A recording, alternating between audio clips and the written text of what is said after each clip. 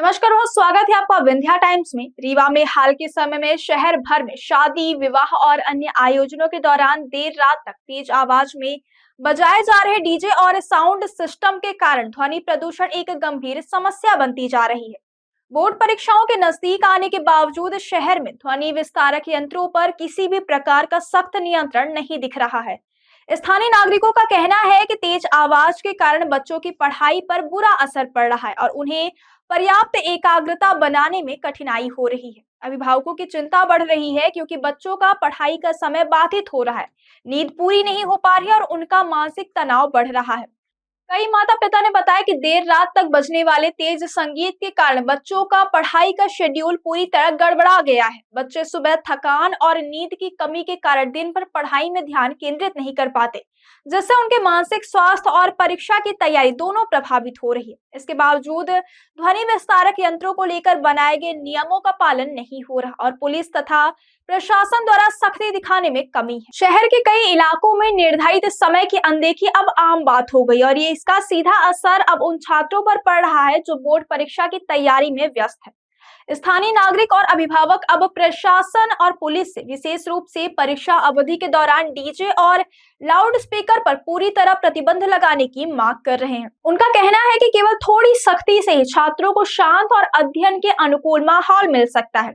परीक्षा के समय तेज संगीत के कारण छात्रों का पढ़ाई पर ध्यान केंद्रित करना मुश्किल हो गया है और इसके चलते उनका मानसिक दबाव बढ़ रहा है। कई माता पिता ने यह भी बताया कि लगातार शोर और नींद की कमी बच्चों के रूटीन को प्रभावित कर रही है, जिससे उनका स्वास्थ्य और मानसिक स्थिति दोनों प्रभावित हो रहे हैं। छात्रों की पढ़ाई और भविष्य को ध्यान में रखते हुए यह आवश्यक हो गया है कि प्रशासन समय पर प्रभावी कदम उठाए और निर्धारित समय के बाद किसी भी तरह के ध्वनि विस्तारक यंत्रों का उपयोग पर रोक लगाया जा सके।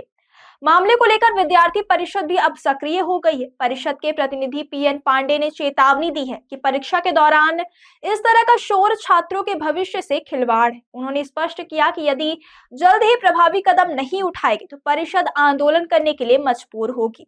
परिषद का कहना है कि छात्रों को शांत वातावरण उनके उज्जवल भविष्य के लिए अनिवार्य है और इसे सुनिश्चित करने में प्रशासन की भूमिका अहम है। स्थानीय लोगों ने भी इस बात पर जोर दिया है कि थोड़ी सी सख्ती से ही छात्रों को बड़ी राहत मिल सकती है और उनके पढ़ाई के अधिकार की रक्षा हो सकती है। उन्होंने प्रशासन से विशेष रूप से बोर्ड परीक्षा की अवधि में शांत माहौल सुनिश्चित करने की अपील की है, ताकि विद्यार्थी बिना किसी बाधा के अपनी पढ़ाई पर ध्यान केंद्रित कर सके और परीक्षा में अच्छे परिणाम ला सके। डीजे वालों के संबंध में जो शिकायतें आई हैं, उस संबंध में जल्द ही एक मीटिंग बुलाई जा रही है और सभी डीजे संचालकों को परीक्षा के मद्देनज़र सूचित भी किया गया है कि नियमित समयावधि और जो निर्धारित ध्वनि प्रदूषण का जो निश्चित एक स्तर है, उससे अधिक मात्रा में बजाने पर उनके खिलाफ कार्रवाई की जाएगी ध्वनि प्रदूषण अधिनियम के तहत। इसलिए सभी लोग सचेत रहें और विद्यार्थियों की चूँकि परीक्षा का समय है, इसलिए इस पर विशेष रूप से ध्यान रखें और इंडिविजुअली उनसे एक चेकलिस्ट भी भराई जा रही है थानावार, ताकि वो लोग सचेत रहें और परीक्षा में कोई भी ऐसा विघ्न पैदा ना हो। देर रात तक लगातार खूब तेज साउंड बजाते हैं तो अभी देर रात तक जो ये विषय आया है वो कई शादी घरों में और इसका ये विषय निकल कर आया है। इसके संबंध में भी प्रत्येक शादी घरों में और मैरिज हॉल्स में, लॉन्स में इनमें सूचित किया जा रहा है और उनके खिलाफ कड़ी से कड़ी कार्रवाई की जाएगी। कैसी कार्रवाई की जाएगी? ध्वनि प्रदूषण अधिनियम के अंतर्गत